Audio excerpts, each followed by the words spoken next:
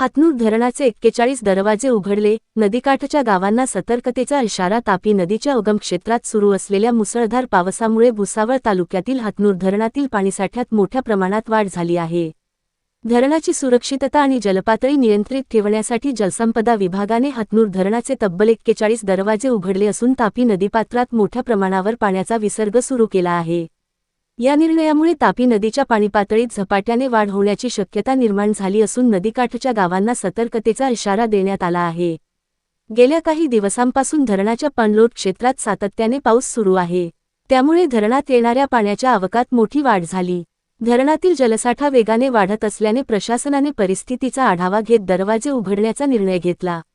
सध्या तापी नदीपात्रात मोठ्या प्रमाणात पाणी सोडण्यात येत असल्याने नदीच्या प्रवाहात लक्षणीय वाढ झाली. धरणाची जलपातळी नियंत्रित ठेवण्यासाठी टप्प्याटप्प्याने दरवाजे उघडण्यात आले. पावसाचा जोर कायम राहिल्यास विसर्गात आणखी वाढ करण्याची शक्यता नाकारता येत नाही. त्यामुळे नदीकाठच्या भागातील नागरिकांनी सतर्क राहणे आवश्यक असल्याचे प्रशासनाने स्पष्ट केले आहे. आवाज जनतेचा न्यूज करिता Kaleem Pilot, Bhusawal. Subscribe now and press the bell icon.